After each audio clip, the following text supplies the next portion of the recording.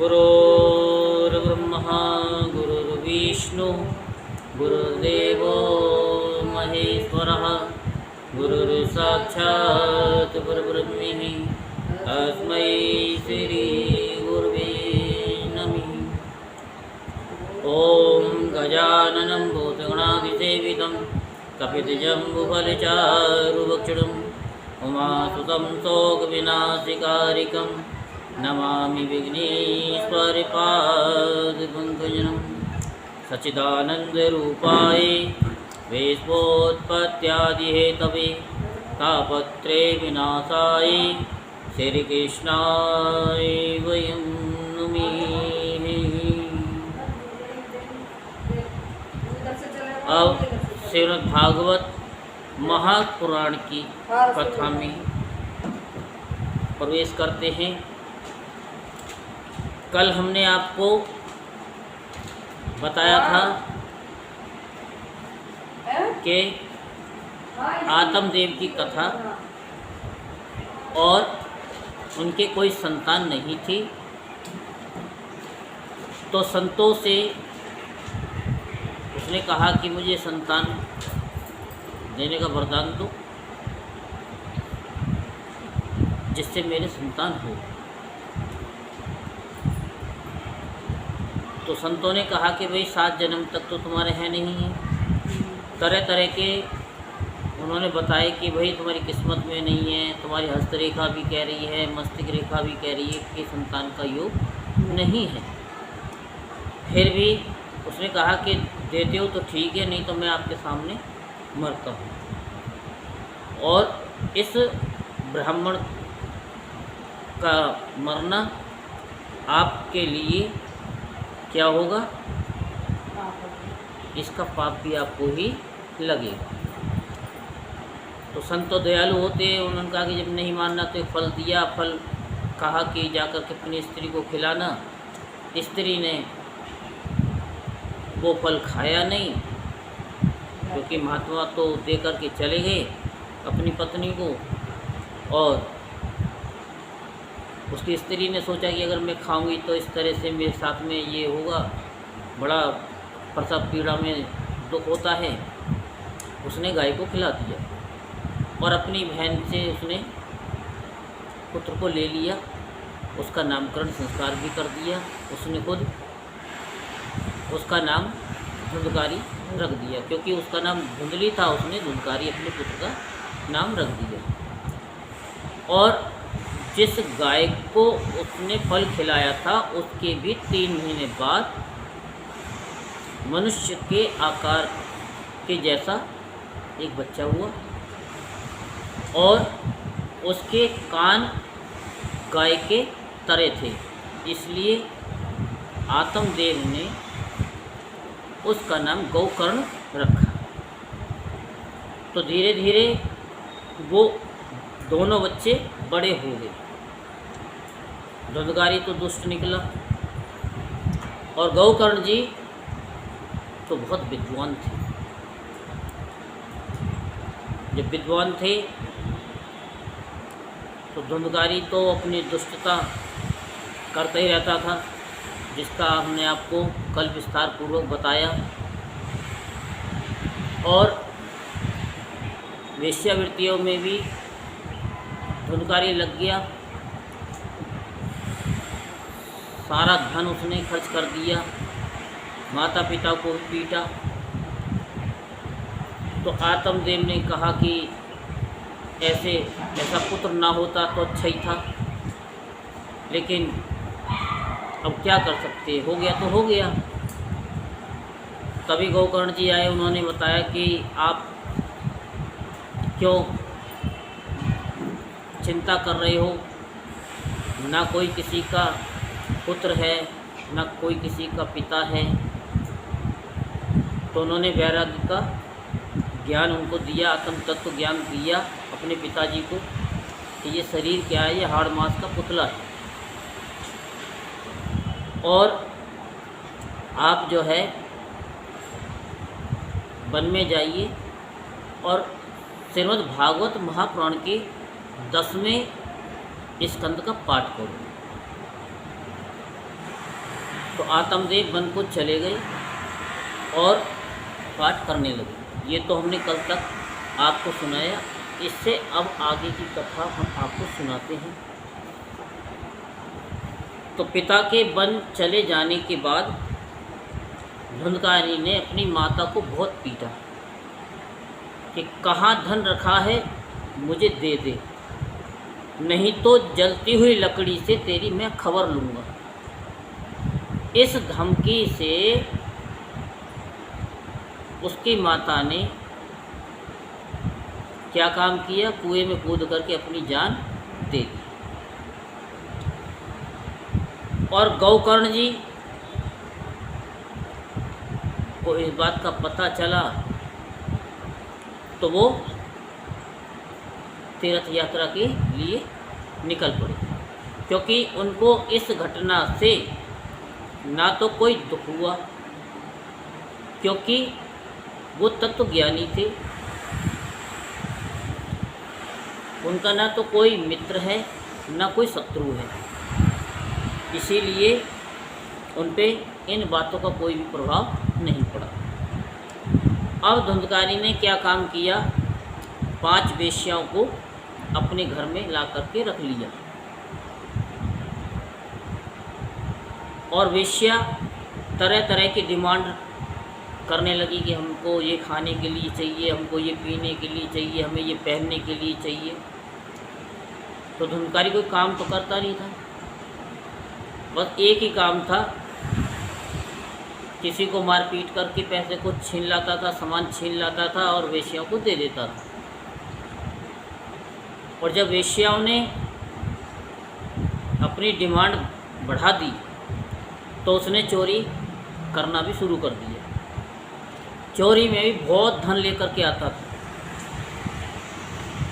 क्या लेके आता था?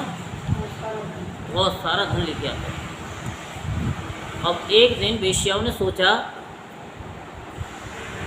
कि ये चोरी करता है, किसी दिन पकड़ा गया, इसको तो प्राणदंड राजा देगा ही देगा, साथ में हमको भी प्राणदंड मिलेगा।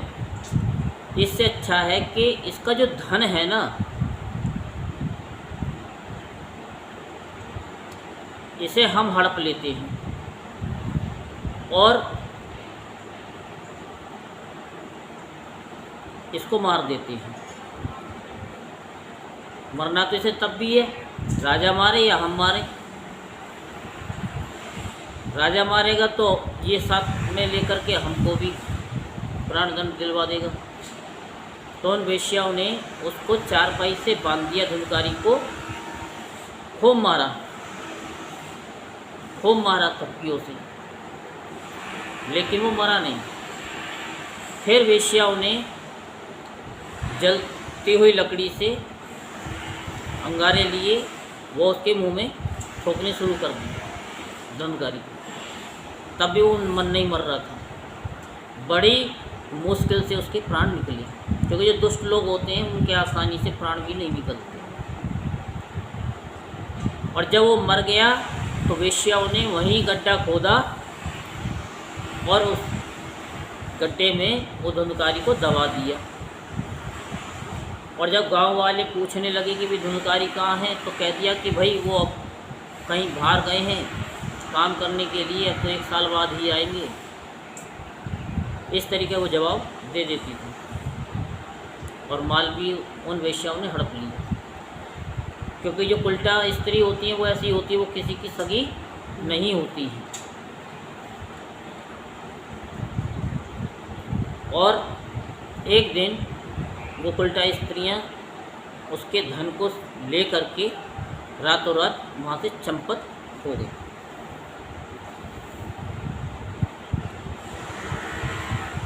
एक दिन की बात है कि गोकर्ण जी घूमते घूमते घूमते घूमते अपने नगर में आ गए। कहाँ पर? अपने नगर में, जहाँ धुंधकारी रहता था। रात्रि के समय दूसरों की दृष्टि से बच कर के सीधे अपने घर के आंगन में चले गए गोकर्ण जी, कि मैं रात को यहाँ आराम से सो जाऊँगा, अगर कोई गांव वाले देखेंगे तो फिर मैं सो भी नहीं पाऊँगा।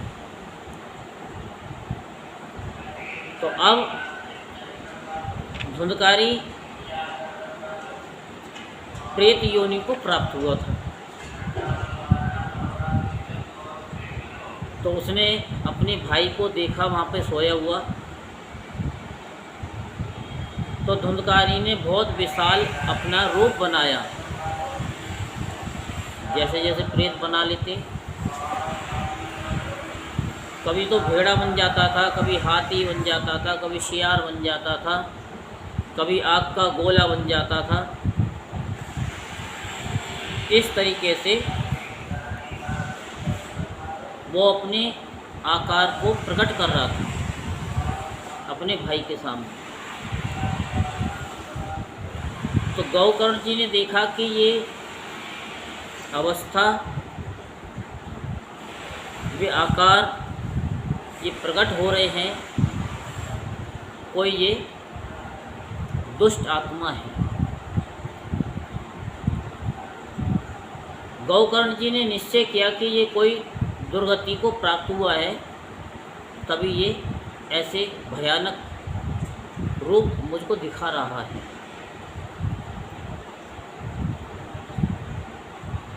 तो गौकर्ण जी ने पूछा कि भाई आप कौन हो,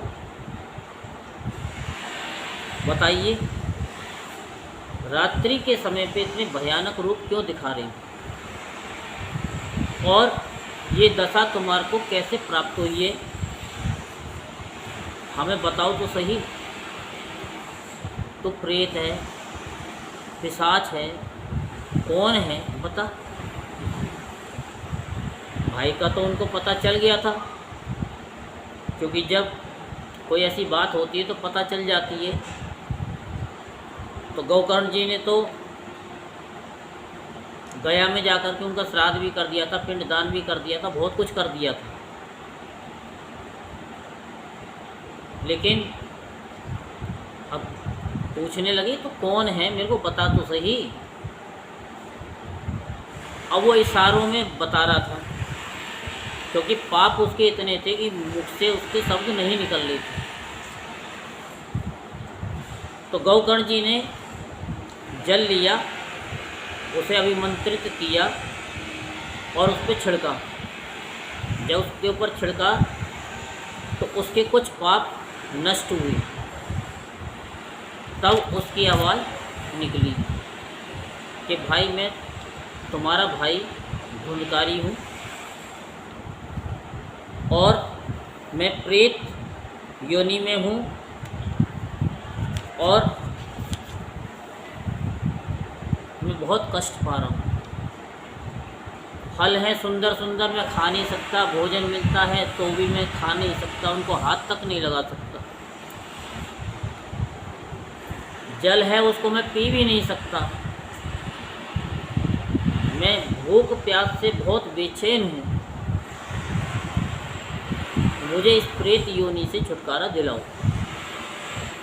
गौकर्ण जी ने कहा कि देखो, मैंने तुम्हारा गया में जाकर के श्राद्ध किया, पिंडदान भी किया, सब कुछ किया, फिर भी तुम प्रेत योनि में हो, ये तो बड़े आश्चर्य की बात है। तब धुंधकारी ने कहा कि आप सैकड़ों गया श्राद्ध कर लो, पिंडदान कर लो, मेरा कुछ नहीं हो सकता, मैं इतना पापी हूँ। मैंने वेश्याओं का साथ किया, मैंने कोई शुभ कर्म नहीं किया, मेरा इनसे उद्धार नहीं हो सकता। इसके उद्धार के लिए कोई आप दूसरा ही उपाय सोचो। गौकर्ण जी ने कहा कि अच्छा, तुम अपने स्थान को जाओ, मैं सोचता हूँ, फिर मैं प्रेत योनि से छुड़ाने का मैं प्रयास करूँगा। तो धुंधकारी अपने स्थान को चला गया। गौकर्ण जी सारी रात सोचते रहे कि इसका उद्धार कैसे होगा, लेकिन उन्हें कोई भी उपाय नहीं सूझा। फिर प्रातःकाल होते ही उन्होंने, जो नगर के लोग थे, बड़े बड़े विद्वान थे, उनसे पूछा कि भाई ऐसे ऐसे मेरा भाई प्रेत योनि को प्राप्त हुआ है, मैंने गया श्राद्ध भी किया है, उसका पिंडदान भी किया है, उससे भी उसकी मुक्ति नहीं है। उसने कहा है कि इनसे भी मुक्ति नहीं हो सकती। सारे विद्वानों ने अपने पंचांग उलट पलट करके देखे, उनसे भी कोई हल नहीं निकला। फिर एक विद्वान ने कहा कि आप एक काम करो, सूर्य नारायण भगवान की आराधना करो, वही आपको इसका उपाय बता सकते हैं।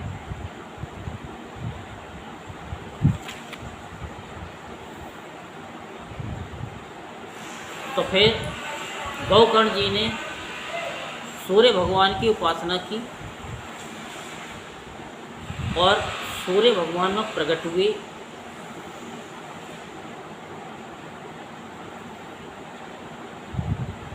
तो सूर्य भगवान ने कहा कि गौकर्ण जी कैसे याद किए। उन्होंने कहा कि मेरा भाई प्रेत योनि को प्राप्त हुआ है और उसका उपाय हमको बताइए।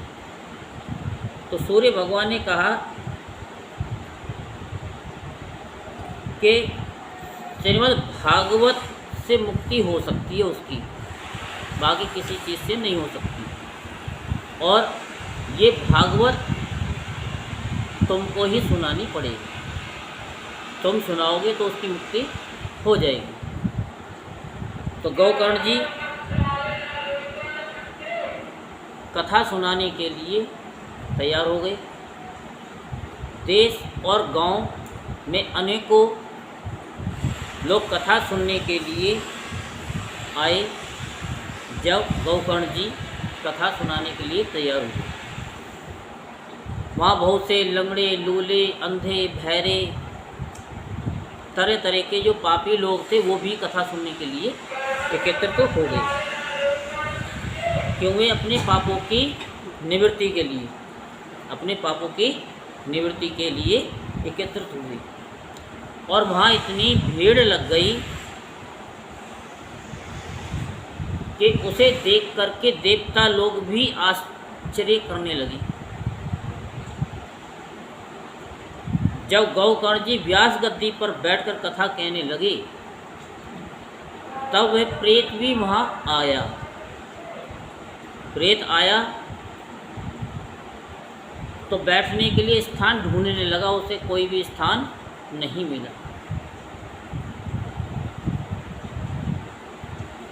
तो वहाँ एक 7 गांठ वाला बांस खड़ा हुआ था। तो प्रेत उसके छेद में से अंदर घुस करके बैठ गया। अब गौकर्ण जी ने एक वैष्णव ब्राह्मण को मुख्य श्रोता बनाया, क्योंकि श्रोता बनाना जरूरी होता है, क्योंकि व्यास पीठ पर कोई बैठेगा तो सुनने वाला भी चाहे एक ही होगा जरूर। और बना करके प्रथम स्कंद से स्पष्ट स्वर से कथा सुनानी प्रारंभ कर दी। सायंकाल में जब कथा को विश्राम दिया गया, वहाँ एक विचित्र घटना हुई। क्या हुई? सबके सामने, सभी सभासदों के सामने देखते ही देखते बांस की गांठें तड़ तड़ तड़ तड़ तड़ तड़ फट गई। एक गांठ फट गई। इसी प्रकार दूसरे दिन जब कथा करी तो वही तड़ तड़ तड़ तड़ करके वो दूसरी गांठ फटी।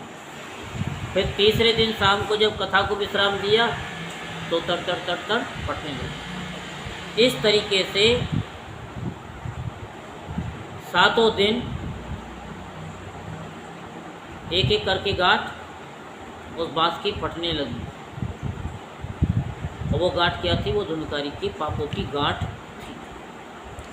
उन 7 में ही 7 गांठें तड़ तड़ करके फट गई। और 7वें दिन धुंधकारी प्रेत योनि से मुक्त हो गया और श्याम वर्ण होकर के पीताम्बर धारण किए हुए, मकराकृत कुंडल पहने हुए गौकर्ण के सामने प्रकट हो गया। और तुलसी की माला से भी वो सुशोभित हुआ और उसने अपने भाई को प्रणाम किया। कहा कि तुमने मुझ पर बहुत बड़ी कृपा की है जो मुझे इस प्रेत योनि से मुक्ति दिला दी। किसने कहा? धुंधकारी। तो प्रेत पीड़ा का नाश करने वाली श्रीमद् भागवत की कथा है। प्रेत कहने लगा कि ये एक ही कथा है जो प्रेत योनि से भी मुक्ति दिला देती है और श्री कृष्णचंद्र के धाम की प्राप्ति कराने वाला ये श्रीमद् भागवत सप्ताह पारायण भी धन्य है। जब सप्ताह श्रवण का योग लगता है सब पाप थर्राने लगते हैं। थर्राना समझते हो? कांपने लगते हैं। अब ये भागवत की कथा जल्दी ही हमारा अंत कर देगी।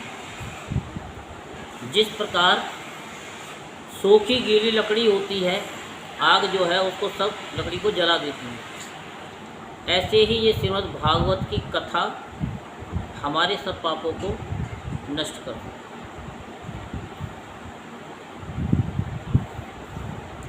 विद्वानों ने देवताओं की सभा में कहा कि जो लोग इस भारतवर्ष में श्रीमद् भागवत की कथा नहीं सुनते उनका जन्म क्या है? वृथा है, बेकार में ही है।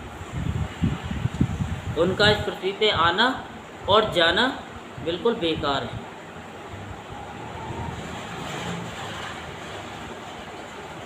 क्योंकि मोहवश इस शरीर का लालन पालन पोषण कितना भी कर लो, जाएगा ये शमशान में। और श्रीमद् भागवत की कथा सुने बिना इससे क्या लाभ होगा? कुछ भी लाभ नहीं होगा। क्योंकि ये शरीर क्या है? ये हड्डियों का एक ढांचा है। इसमें नसें हैं, मांस है और इस शरीर पे एक लेमिनेशन चढ़ा हुआ है और कुछ नहीं है। इसकी 2-3 गति बताइए कि ज़मीन में गाड़ दो तो कीड़े विष्ठा खा लेते हैं, जला दो तो राख बन जाती है, और वैसे ही अगर पड़ा रहे तो थोड़े बहुत चील कौवे भी खा लेती है।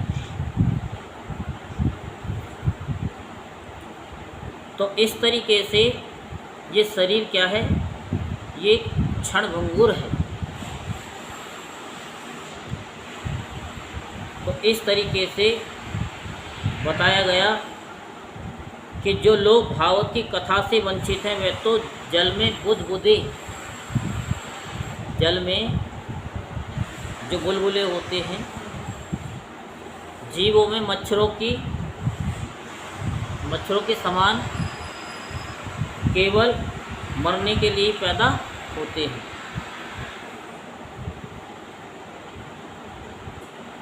जिसके प्रभाव से जड़ और सूखे हुए बांस की गांठ फट सकती है। उस भागवत कथा का श्रवण करने से चित्त की गांठों का खुल जाना कौन सी बड़ी बात है। सप्ताह श्रवण करने से मनुष्य के हृदय की गांठ खुल जाती है और उसके सारे संशय छिन्न भिन्न हो जाते हैं जो ध्यान से सुनते हैं, और सारे कर्म क्षीण हो जाते हैं। ये भागवत कथा रूप तीर्थ संसार के कीचड़ को धोने में बहुत ही पटु है। पटु माने क्या होता है? पटु। हाँ, कीचड़ को धोने के लिए पटु है। साफ।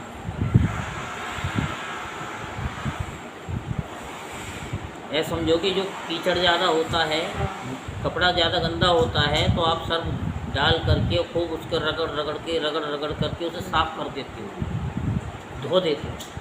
ऐसे ही ये हम सबके पापों को धो डाल। ये कथा एक ऐसी है। जिस समय धुंधकारी ये सब बातें कह रहा था उसके लिए बैकुंठवासी पार्षदों के सहित एक विमान उतरा। उसे सब और मंडलाकार प्रकाश फैल रहा था। सब लोगों के सामने ही धुंधकारी को विमान पे चढ़ा लिया गया। तब उस विमान पर आए हुए पार्षदों को देखकर उनसे गौकर्ण ने एक बात कही। ये आप जानते हैं क्या कही? पता है क्या कही? नहीं पता।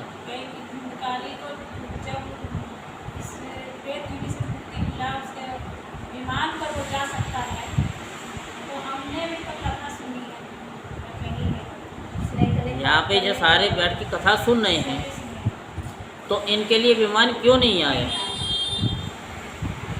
देखो, हमसे ज़्यादा ज्ञानी ध्यानी तो आप सब लोग, सबको पता है कि अच्छी बात है ना, पता होना चाहिए कि सबके लिए विमान क्यों नहीं आया।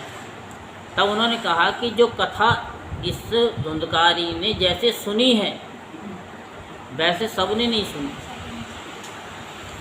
क्योंकि इसने निराहार होकर के बिना जल पान किए कथा को सुना है, मनन किया है। इसीलिए इनको प्रेत योनि से मुक्ति मिली है और भगवान के पार्षद हम स्वयं इनको लेने के लिए आए हैं। और दूसरी बात ये है कि इसने तो अपनी मुक्ति के लिए प्रेत योनि से मुक्त होने के लिए कथा को सुना। इन सब ने जो भी कथा सुनी है वो तो एक कथा सुनी है, मुक्त होने के लिए नहीं। क्योंकि उनको तो पता है कि अभी उनके बच्चे कहाँ पर हैं, उन्हें पढ़ने जाना है, उनका पालन पोषण करना है। अगर हम इनको अभी बिठा लें सबको, तो ये जाने के लिए तैयार भी नहीं है। गौकर्ण जी, अगर आप कहो तो हम अभी सबको बिठा लेते हैं आपके कहने के अनुसार, क्योंकि जो व्यास पीठ से बोल दिया जाएगा उसे तो भगवान भी नहीं टाल सकते, तो हम कैसे टाल सकते हैं? पूछो, ये क्या तैयार हैं जाने के लिए? सब ने जो है मना कर दिया, हम जाने के लिए तैयार नहीं। किसी ने कहा कि हम अपने पति से पूछ के आएंगे, किसी ने कहा हम हमारे तो वही बच्चे छोटे छोटे हैं। और आप भी कथा सुनने हो तो ये थोड़ी कि कहते कथा सुनते सुनते विमान आ जाए तो आप हंस करके बैठ जाओगे। आप भी कहोगे कि अभी हमारे बच्चे छोटे हैं, अभी उनकी शादी नहीं हुई है, अभी तो बहुत कुछ काम करना है, अभी तो हमने इस संसार में कुछ देखा ही नहीं है, हमें तो अभी कुछ बहुत कुछ देखना है। और जिन्होंने देख लिया है वो तो तैयार हैं। तो जो जिस भाव से कथा को सुनता है उस भाव के अकॉर्डिंग ही उसको फल मिलता है। तो भगवान के पार्षदों ने कहा कि देखो, अब तो हम केवल धुंधकारी को लेने के लिए आए हैं, क्योंकि ये ही अपनी मुक्ति के लिए इन्होंने कथा को सुना है और जाने के लिए तैयार हैं। बाकी अब के आगे जो आप कथा कहोगे उसमें इनको एक संकल्प करा करके बिठा देना। जैसे धुंधकारी को संकल्प करा दिया था कि जिनको जाना है वो पहले ही संकल्प कर ले। और आपको तो जब आप कथा करोगे आगे तो भगवान स्वयं आएंगे आपको लेने के लिए। इनको, गौकर्ण जी को, उनका ठीक है। तो गौकर्ण जी आपको तो भगवान स्वयं कहाँ ले जाएंगे? गोलोक धाम में ले जाएंगे।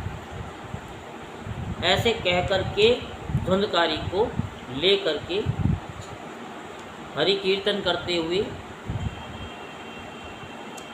चले गए भगवान के पार्षद। बोलो वृंदावन बिहारी लाल की, बोलो बांके बिहारी लाल की। अब सावन का महीना आया, श्रावण मास। गौकर्ण जी ने फिर उसी प्रकार कथा प्रारंभ की। सप्ताह क्रम से कथा कही। उन श्रोताओं ने फिर सुना, उन श्रोताओं ने जो पहले सुने थे फिर सुना, घर से इजाज़त लेकर के सब अपने काम धंधों से निवृत्त हो गए। क्योंकि अब उनको पता है कि हमें अब जाना ही है, तो क्यों ना कथा को हम तरीके से सुने, उसका अध्ययन करें। क्योंकि सब बच्चों की शादी भी हो गई, पोते पोती भी हो गई, अब सब उनके काम निबट गए। तो इस कथा की समाप्ति पर जो हुआ वो सुनिए। वहाँ भक्तों से भरे हुए विमानों के साथ भगवान प्रकट हो गए और सब ओर जय ध्वनि, शंख ध्वनि होने लगी और भगवान स्वयं हर्षित होकर के 5 जन शंख की ध्वनि करने लगे। उन्होंने गौकर्ण को हृदय से लगाकर अपने ही समान बना लिया। उन्होंने क्षण भर में ही अन्य सब श्रोताओं को भी मेघ के समान श्याम वर्ण रेशमी पीताम्बरधारी तथा किरीट और कुंडल आदि से विभूषित कर दिया। उस गांव के कुत्ते, बिल्ली, चांडाल, प्रयत्न जितने भी जीव थे, कीड़े मकोड़े भी थे, मच्छर भी थे, जो श्रोताओं को परेशान कर रहे थे, उनको भी भगवान ने विमानों पर चढ़ा लिया। क्या कर लिया? विमानों पर चढ़ा लिया कि आ जाओ। तथा जहाँ योगी जन जाते हैं उस भागवत धाम में वे भेज दिए गए, भगवान के धाम में भेज दिए गए। इस प्रकार भक्त वत्सल भगवान श्री कृष्ण कथा श्रवण से प्रसन्न होकर गौकर्ण जी को साथ ले अपने ग्वाल वालों के प्रिय गोलोक धाम में चले गए।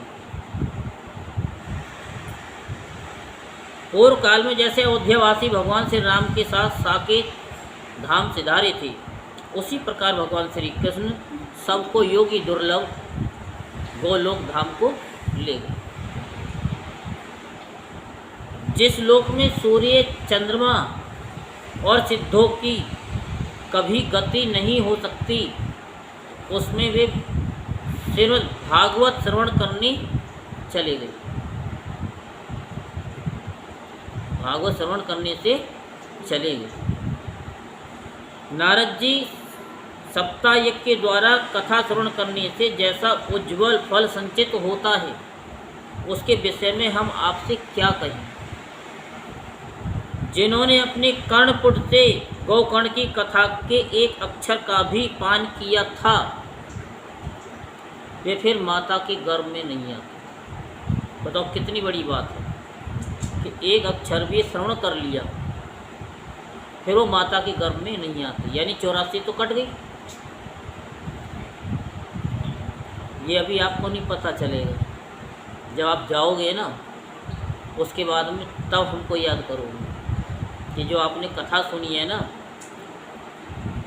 तब कहोगे कि हाँ, हमने सप्ताह तो नहीं सुनी, लेकिन इसका प्रतिदिन हमने पाठ सुना है।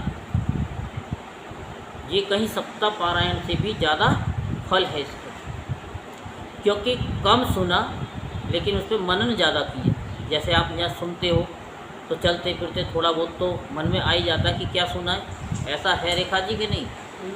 नहीं है। 24 घंटे में एक आध बार तो याद आ जाती होगी 2-4 शब्द हैं, और 2-4 शब्द याद ना आए लेकिन 4 बजे जरूर याद आ जाती होगी कि कथा। जो तुंगराज जी वाला सुनाए थे, वो आज भगवत कथा में सुनाए तो तुरंत सुना लेते हैं ना, वो वही वो तो सुना रहे थे। आज ये मैं कहीं कल पंडित जी सुनाए थे वाला कथा। तो क्या है कि यहाँ जो सुनोगे वो सब जगह सुनोगे, लेकिन वहाँ एक शॉर्टकट में, यहाँ थोड़ा विस्तार भी किया जाएगा और शॉर्टकट भी किया जाएगा, जिससे कि अब का तो हमको पता नहीं, पहले ऐसा होता था कि 15 किलो की बोरी होती थी और उसमें भुसबी 15 किलो ही आता था, लेकिन उसे जब डंडे से ठोक ठोक करके वो करते थे तो 20 किलो आ जाता था जब ठोक ठोक करके। तो ऐसे ही ये चीज़ें आप लोगों को ठोक ठोक करके भरी जा रही हैं कि कोई भी पाप आपके अंदर ना रहे। और आपकी तो हम बात छोड़ो कि हमारे अंदर भी कोई पाप रह ना जाए, इसलिए आपको सुना रहे हैं, इसलिए आपको सुना रहे हैं। जब आपको सुना रहे हैं तो कुछ तो इस पे अमल हम भी करते होंगे, ऐसी बात तो नहीं है कि नहीं करते हो। जिस गति को लोग वायु, जल या पत्ते खाकर शरीर सुखाने से, बहुत काल तक घोर तपस्या करने से और योग अभ्यास से भी नहीं पा सकते। बड़े ध्यान से सुनना। योग साधना में लगे रहते हैं, मंत्र के जाप में लगे रहते हैं, उनको ये गति नहीं मिलती। उसे वे सप्ताह श्रवण से सहज में ही प्राप्त कर लेते हैं। तो इस पवित्र इतिहास का पाठ चित्रकूट पर विराजमान मुनीश्वर सांडिल्य भी ब्रह्मानंद में मग्न होकर के करते रहते हैं। ये कथा बड़ी ही पवित्र है। एक बार के श्रवण से ही समस्त पाप राशि को ये भस्म कर देती है। यदि इसका श्राद्ध के समय पाठ किया जाए तो इससे पितृगण की बड़ी क्या होती है, तृप्ति होती है, पितृ। और जो नित्य पाठ करने से मोक्ष की प्राप्ति होती है। तो आप क्या कर रहे हैं, सप्ताह विधि सुन रहे हैं, सप्ताह पारायण कर रहे हैं, क्या कर रही हैं? हाँ, आप नित्य प्रतिदिन पाठ करने से मोक्ष की प्राप्ति होती है। तो बताओ इसका कितना बड़ा फल है कि कम सुना लेकिन समझ में आया, और जो कुछ पहले भी सुनाया श्राद्ध में शुरू करी थी, अब और समझ में आ रहा होगा। 2012 में शुरू करी थी तो कम आया, उसके बाद में आपने अध्ययन किया तब भी कम आया, लेकिन फिर जब दोबारा श्राद्ध में शुरू करी प्रतिदिन तो समझ में आया, और अब सुना रहे हैं तो अब कुछ और तरीके से सुना रहे हैं। अभी हम कोई दृष्टांत नहीं दे रहे हैं, देंगे ये नहीं देंगे, क्योंकि हम भी चाहते हैं कि कम से कम 1 घंटे की कथा तो होनी चाहिए, और लगभग 1 घंटा हो ही जाती है। तो ये श्रीमद् भागवत का ये फल है। तो हम लोगों को क्या करना है, नित्य प्रतिदिन पाठ करना है। गौदान का पुण्य मिलता है, कपिला गौदान का भी फल मिलता है, और सब दान करने का फल प्रतिदिन सुनने से मिलता है, ये आपको बताया। और इसके साथ साथ क्या कि जब हम प्रतिदिन सुनेंगे तो जो हमसे प्रतिदिन पाप होते हैं वो भी हमारे साथ के साथ वो धुलते रहेंगे। बात समझ में आई या नहीं आई? ऐसे समझो कि जैसे कि सुबह हम खाना खाते हैं तो शाम को पेट खाली हो जाता है, और रात को खाते हैं तो सुबह खाली हो जाता है, फिर खाते हैं। तो ऐसे ही हमें प्रतिदिन भागवत सुननी चाहिए, क्योंकि सुबह से लेके शाम तक पता नहीं हमसे कितने पाप हो जाते हैं। जो आपने सुबह पूजा की तो रात के पाप खत्म हो गए, और सुबह से लेके शाम तक अब तक जो पाप हुए थे वो इस कथा को सुनने से खत्म हो गए। तो साथ के साथ आप झाड़ू लगाते रहोगे तो क्या कूड़ा इकट्ठा होगा, क्या ज़्यादा गंदगी होगी? अगर वही तुम सोचो कि एक कमरा लिया, ताला लगा के रख दिया, और जब मरने का समय आया कि चलो जी अब इसको साफ़ कर दें, तो क्या साफ़ कर पाओगे? कितने महीने साल लग जाएंगे, कितने मकड़ी जाले, वहाँ कूड़ा करकट पता नहीं कितना सारा इकट्ठा हो जाएगा, यहाँ तक कि गेटों में भी जंग लग जाएगा। उसमें घुसने का भी मन नहीं करेगा, साफ करने की तो बात दूर रही। तो प्रतिदिन सुनने से क्या है कि हमारे सारे पाप क्या होता है, खत्म हो जाते हैं, और हमारे मन को भी एक संतुष्टि होती है कि हमने भगवान का नाम लिया है। और हमने क्या लिया है कि परमात्मा ने हमको कथा सुनने के लिए बुलाया, यूट्यूब के माध्यम से कथा को सुनवाया। हम बड़ भागी हैं कि हमको ये भगवान ने ऐसी आसी अनुकंपा की कि हमको ये प्रतिदिन की कथा मिल गई। लोगों को तो कितनों को तो यूट्यूब पे कथा भी नहीं मिलती है, क्योंकि उनके पास समय ही नहीं है, और समय होता है तो फिर ये कथा मिलती नहीं है। तो भगवान का हमेशा धन्यवाद करते रहो कि प्रभु आपका बहुत बहुत धन्यवाद है कि आपने हमको ये कथा सुनने का सौभाग्य हमको प्राप्त करवाया। आप ऐसी कृपा हमेशा हम पर बनाए रखिए, जो हम आपकी कथा को प्रतिदिन सुनते रहें, और हमसे जाने अनजाने में कोई पाप हो जाए तो इस कथा के माध्यम से, यूट्यूब के माध्यम से, फेसबुक के माध्यम से, शेयरचैट के माध्यम से, ट्विटर के माध्यम से, मौज के माध्यम से, जोश के माध्यम से हमारे अंदर जो भी रत्ती भर भी पाप रह जाए उसको साथ ही साथ डिलीट करते रहिए। बोल वृंदावन बिहारी लाल की जय, बोल वाकई बिहारी लाल की जय। थोड़ा सा ओम का ध्यान कर लो, ओम का उच्चारण कर लो।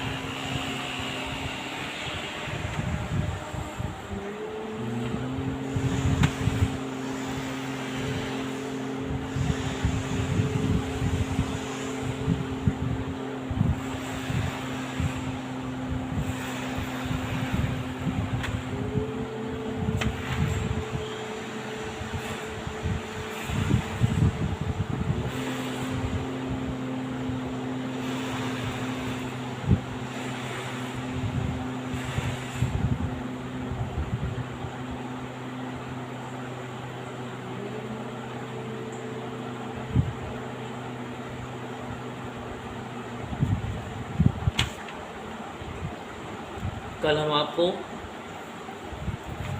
सप्ताह विधि के बारे में सुनाएंगे। जय जय श्री राधेश, जय जय श्री राधेश, जय जय